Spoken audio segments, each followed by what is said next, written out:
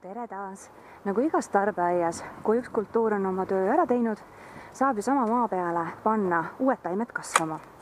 Ja minul on siin üks paar meetrit maasikapeenart, mis on meid 5 aastat hästi teeninud. Aga aedmaasikaga on juba selline asi, et kui see kroon siin keskel on ennast ammendanud, ja juba sel aastal oli näha, et osad taimed ei hakanudki õitsema, siis ma juba kakkusin need varem välja. Siis on nüüd, kui me oleme ka need viimased marjad ära korjanud selle Aasia pealt, siis nüüd ongi aeg see peenar üles võtta. Ongi mul huvitav vaadata, mis selle peenrakatte all mulle vastu vaatab. Siis saan teada, kas ma edaspidi üldse tahan kattega enam maasikapeenart rajada. Ühest küljest on natukene kurb, sellepärast, et ma tegin selle peenra siis, kui mu laps oli väga väike ja tema ka istutas neid taimi siia. Aga teisest küljest tore on see, et aias tegelikult kõik käib ju ringiratast ja nüüd, kui ma selle üles võtan ja selle mula ära värskendan koduse kompostiga, siis ma saan ju jälle siia uusi asju külvata. Praegu on juba saabunud suve teine pool, et võiks külvata siia miskit, mis on kiirekasvuline, et mul on taskus seemned juba valmis, ma vaatasin, et mul on päris eeskujulik varu koriandrit, mis on lehtede kasvatamiseks mõeldud üks sort, ja üks spinatiseeme, mis on, ma arvan, kuskil 3 aastat vana. Et ma loodan, et idaneb sellepärast, et spinatit ma tahaksin ka sügavkülma endale panna. Ja koriander lihtsalt on nii hea, et see saab igal juhul otsa. Nii, et seemed on valmis. Aga nüüd siis selle huvitavama poole peale. Et selle Aasia me saime siin frigotaimedena ja tõesti minu meelest koduaeda väga efektne maasikasort. Nii, aga kohutavalt huvitav, mis siin all toimub, sest et tegelikult meeldis siin all elada ka sipelgatel ja ma juba näen, et nad jalutavad mulle vastu ja nad on pisut häiritud sellest, et ma siin nüüd õhtul hakkasin toimetama. Aga naljaks on see, et sibul oli siin, et see nurk, kus sipelgate tegevust oli kõige rohkem näha, sain ma kõige rohkem maasikaid. Nii et ma siis ei teagi, kuidas suhtuda sellest, et kui sipelgad on aplad tegema kuhugi nurka pesa, et see peaks ju midagi hirmsat olema, aga meil juhtus hoopis vastupidi. Nii, mulle tundub, et ma olen selle kanga metsikult korralikult siia mulla alla kinni pannud, nii et see ei tulegi esimese kokkumise peale välja. Ma panin tookord kangaga, sest ma arvasin, et see on kõige parem moodus maasikate kasvatamiseks, aga tegelikult ma pean ütlema, et mina seda ülearu ei nautinud. Päris raske oli tegelikult siit august taimede vahelt taimi kasta, eriti siis, kui olid sellised põuasemad nädalad ja taimi kastma pidi ja samas ega seda vihmavett ka ei olnud ülearu õnnestunud mul koguda, nii et see sihtimine oli päris keeruline. Ja isegi kui tuli selline vihmasahmakas, siis ei olnud see alati piisav, et ta sellest kangast läbi oleks jõudnud minna. Et ta pigem ikkagi siis aurus ära ja taim jäi siiski kastmata. Ja kuna see on selline ikkagi piisikene hobipeenar, mitte tootmispeenar, siis loomulikult mul ei olnud pandud ka kanga alla seda kasmisvoolikut, mis oleks siis mõnel raskemal hetkel tegelikult olnud väga suureks abiks. Aga see selleks. Ma arvan, et kui ma sügisel nüüd uue aedmaasikapeenra rajan, mul üldiselt, ma ütlen, aedmaasikas mul ei tule hästi välja, aga sellega, mis ma siit selle sordi Aasia käest kätte sain, ma olen nagu ülirahul, sest et ei ole midagi mõnusamalt, kui ise hommikul tulla ja võtta endale oma käega mõned maasikad. Ja minu pere jaoks asi nagu hästi töötas, aga aedmaasika kasvatamine ei ole sugugi minu tugevaim külg, kes mu teisi videoid on vaadanud, teavad, et mulle läheb hästi selle alpimaasikaga. Aga see on lihtsalt võib-olla ka puhtalt uhkuse küsimus, et ma siiski soovin aedmaasikaga uuesti katsetada, et sügisel siis rajan uue peenra ühte rohkem päikselisemasse kohta, seesamasse aeda. Ahah, siit tuleb päris hästi välja. Ja ma näen, et see öine vihmasadu on suutnud seekord sellest kangast, see ongi tütartaimed, kangast läbi minna ja see, mis siit alt vastu vaatab, on, ütleks, et selline kaunis eelniisutatud peenar. Hopsti!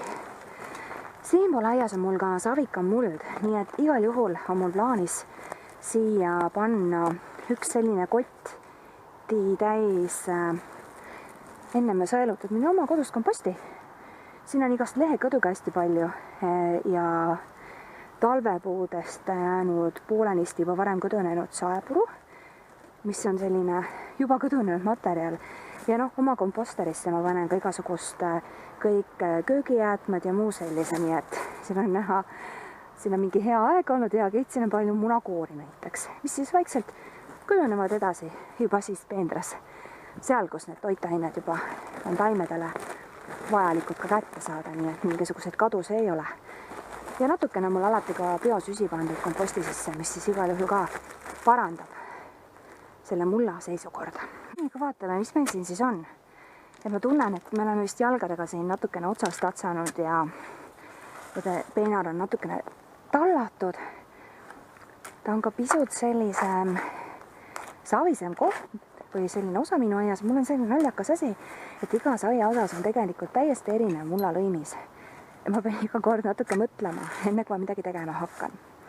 Aga ma vaatangi, et ma tegelikult, mul ei olegi mingeid huvi mingeid sügavalt teda läbi kaevata, sest see ei ole vajalik, kuna ta on umbrohtudest ju vaba. Nii et ma niimoodi siit natukene kuskil poole labidalehe sügavuselt natukene õhutan seda mulda. Suvikõrvits muidugi, olgugi, et on väga kompaktne taim, tema tahab ka juba siia vabanenud maale trügida. Aga ma natuke piiran teda, tal ei tee kunagi halba see, kui lehti natukene vähemaks võtta. Tal on sellest siiralt täiesti ükskõik, kuidas ma teda piiran. Oi, ja siin on nälkjad peite pugenud. Ja see on täitsa meie kohalik elukas. Ja hirmsu armas see meie seadigu. No see on mingisugune beebiversioon, on tegelikult nad venivad täitsa selliseks 10-15 sentimeetrit pikaks. Aga nemad on meie ju kohalikud.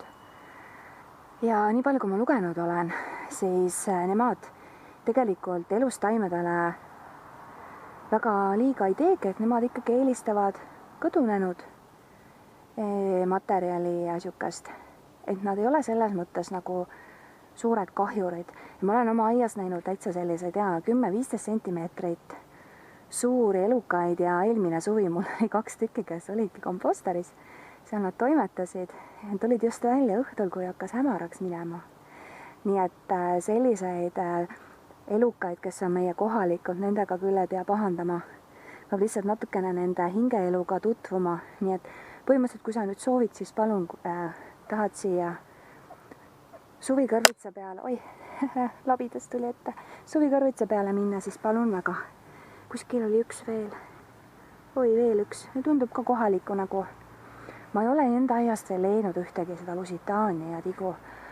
Aga olen siis neid leide nagu praegugi, mis lihtsalt töökäikus jäävad silmad, et olen see lähemalt uurinud, et kus see hingamise ava on, et ka see lusitaani ja teedikuta võib olla nagu natuke nii ja natukene naavärvi, aga see tundub ka kohaliku nagu, nii et minu pärast mine siia ja mine aja oma asju edasi. Näed jälle, vaata kui huvitav, et ma ei teadnudki ja ma ei mõelnud selle peale, et nad tegelikult siia peenra vaiba alla tulevad peitu.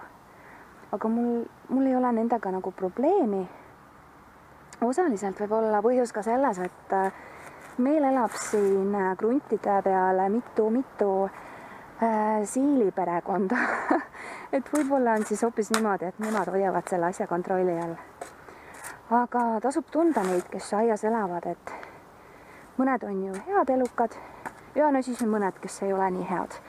Aga kui neil on omavahel asjad korras ja tasakaal paigas ja keegi on kellegi toit, nagu need maasikad olid minu toit, siis tegelikult ma arvan, et sellise tõrjega ei pea ennast vaevama. Nii, siin on veel üks maasika üks kroon. Need tulevad. Nad on juba nii vanad, nad on põhimõtteliselt ise juba otsast ära kõdunenud, et nende välja rohimine on hästi lihtne. Siit lihtsalt natukene aitan kaasa. Ja ma proovin ka oma peenarde vahel liikuda selles suunas, et ma selliseid ka rajatud, ma vahepeal võtan ka oma murupinda väiksemaks, eemaldan murukamarat siis ma proovin kuidagi niimoodi tubli olla, et ma tegelikult kaevan ühe korra ja edaspidi siis lihtsalt võib-olla natukene pealt siit õhutan käega, et kui eriti kui ma näiteks täna tahan külvata ja natuke panna siia komposti, aga et ma enam ei kaeva, vaid lihtsalt proovin siis mulchida omaenda kompostiga.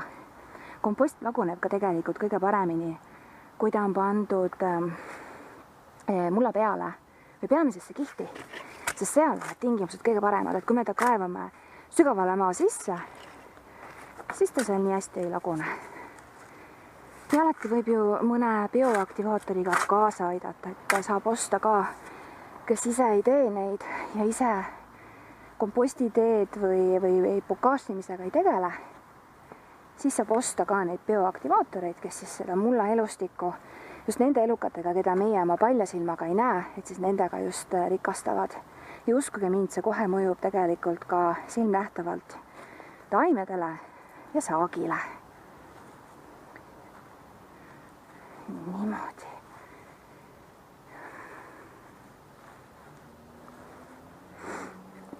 Vaatame. See töö on siin küll tegelikult oluliselt lihtsam ja vähem mahukam, kui ma enne ette kujutasin, et ma tulen siia tegema.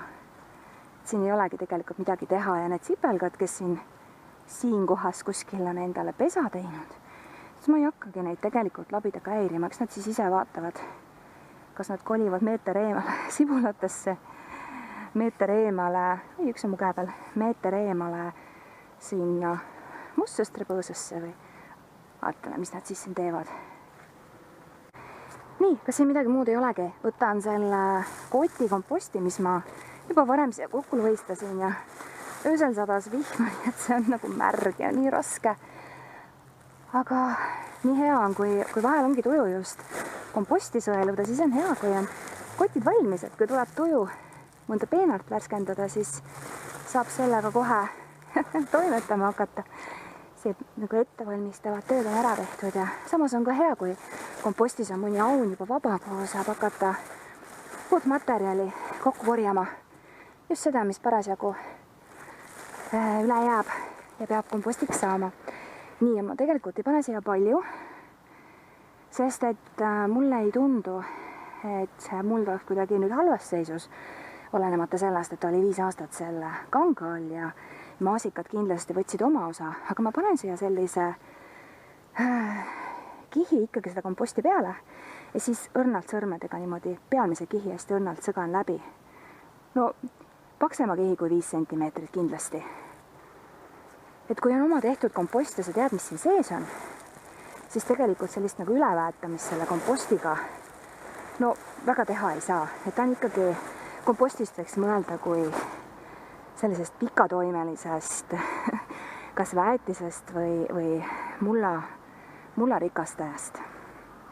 Nii, ja siin mingit kaevamist teha ei ole, ma lihtsalt natukene õrnalt segan ta sisse, et ta natukene nagu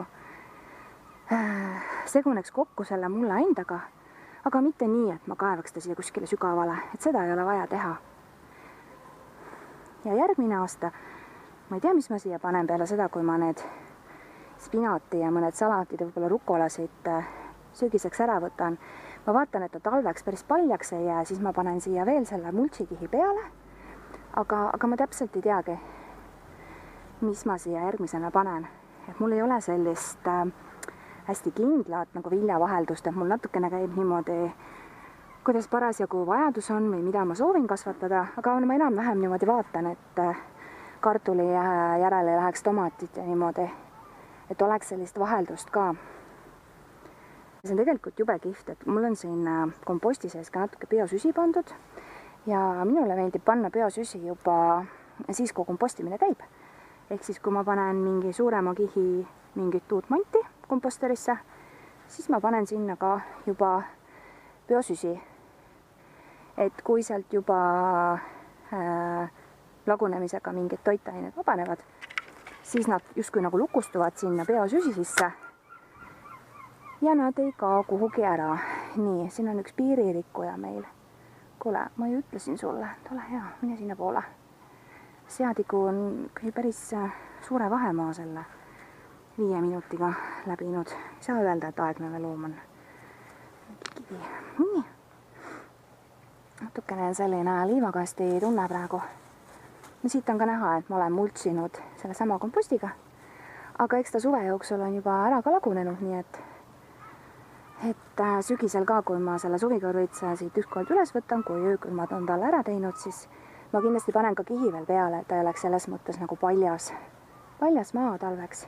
Kevadel on jällegi hea alustada, on valmis maa. Vahepeal ma hankisin endale reha, mitte selleks, et seda riisuda, aga mul on korraks seda vart vaja, et kuna mõõdulint ei ole minu tugevaim külg, siis ma pean natukene tegema endale need, aga tegelikult ma ei tee nii lähedale, ma pean tegema endale spinaati jaoks natukene vaod ette, et aga ma nii lähedale ei pane suvikõrvitsale, ma panen niimoodi, et ma saan siit kõndida. Lapsed ka tahavad joosta siin, miskipärast just peenarve vahel on ju kõige mõnusam olla. Ja muidugi siin on kiik ka, kus me kõik kordamööda käime mõnulemas. Hopsti. Ma ei saa öelda, et nüüd see mingi sirge oleks, aga kolmandaga. Aga ma ei tee kolmandat. Ma teen ikka ahnusest. Aga ma loodan, et keegi pane pahaks, eks see ilmselt hakkab minu enda silma just häirima. Et on viltu kõik. Nii. Hops. Nii ma ei tee ka seda väga sügavalt, sellepärast, et muidu kui ma neid kinni hakkan katma, siis ma katan liiga palju materjaliga ja siis ma matan need seemned liiga sügavale. Et koriandri ja spinati seeme tuleb siis katta mullaga. Nemad ei ole valgusidanejad. Aga kui ma külvaksin praegu basiilikat, siis ma lihtsalt märgiks tikuga endale järjed ette. Aga mullaga ma kindlasti ei kataks, kuna basiilika on näiteks üks taim, kes tahab idanemiseks valgust. Nii. Ja alustan siit poolt. See on tegelikult mu enda võetud seeme. Ma alati külvan ka kasvuhoonesse spinatit just kevadel. Ma saan sealt juba päris vara neid lehti. Ja seal ta ka õidub kõige paremini, sest seal ju tegelikult temperatuurid tõusevad kõige kõrgemaks. Ja sealt on siis tegelikult ka väga hea endale seemet võtta, aga sain nii palju, et jagasin sõpradele ja nüüd mul läheb vist 3. aasta vist, kui ma seda sama kilekotti tühjendan.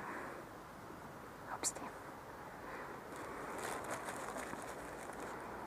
Niimoodi teeme siit edasi. Nii, ma siin natukene külvan isegi, ma arvan, tihedamalt, sellepärast, et ma võtan need taimed ära kuskil siis, kui neil on kuskil 2, 3, 4 päris lehte.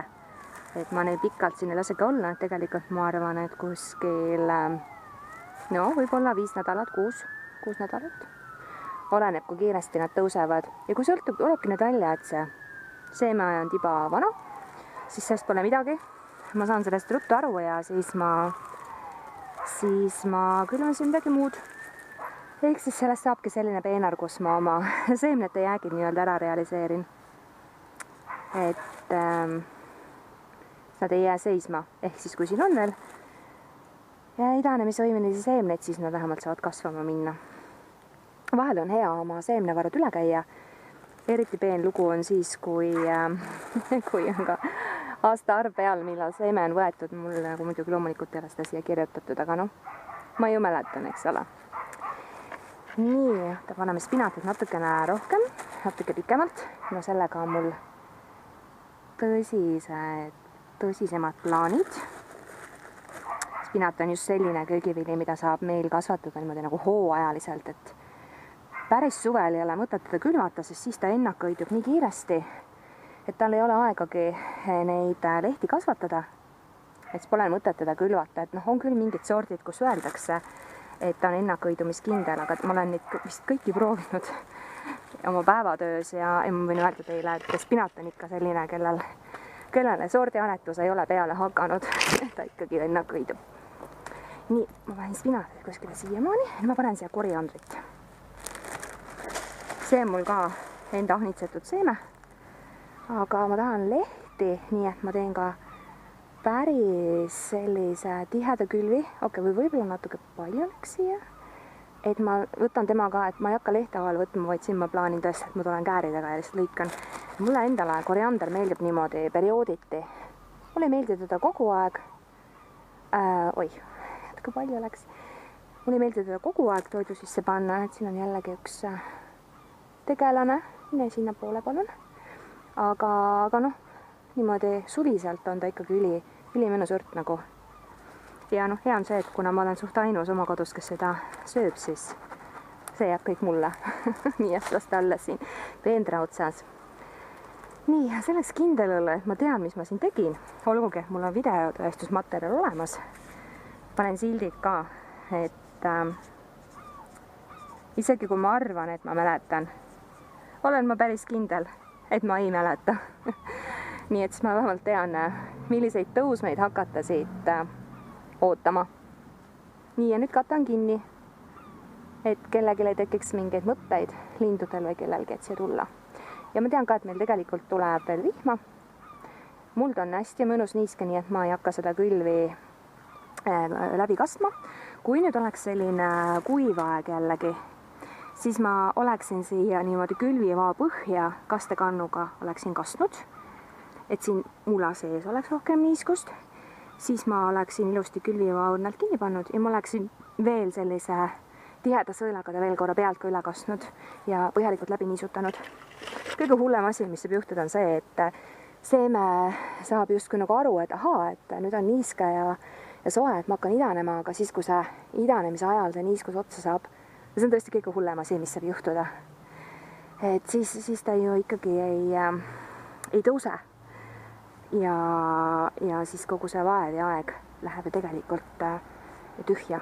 Aga mina praegu tean, et mul on siin hästi. Meil sadas eelmine nädal, sadas öösel pikalt. Ma käega tunnen, et ta on niiske. Niiskust on hästi hea tegelikult ka kontrollida, et kui te tunnete oma mulda, siis kas saab pigistada niimoodi, et minul on savine ja ta hakkab niimoodi natuke kokku. Kui ma tahaks lõimist määrata, peaks see biotäis muidugi märjem olema või peaksin ta märjemaks tegema. Aga praegu ma tunnen, et siin on piisavalt niiskust selleks, et need 2 külvi saavad siin ilusti idanema hakata. Kui te kasutate substraati ja te ei ole kindel, kas see substraat on paras või liiga märg, siis samamoodi väga levinud aednike võte on pigistada. Ja kui pigistades, tugevalt pigistades, tulevad veepiisad siit sõrmede vahelt välja või lausa nirinal tuleb siit vett välja, siis on see substraat liiga märg. Nii et saate ise proovida oma jõuga. Nii, ja siia läks meil spinat. Nii. No loodame, et nüüd mingit kuumalainet ei tule, sest siis ei pole kindel, et ta ennaka õidub. Aga mul on veel seemet niimoodi, et ma saan uusi külve veel teha. Nii, see oli siis ühe maasikapeendra lõpp ja uue peendra uus elu.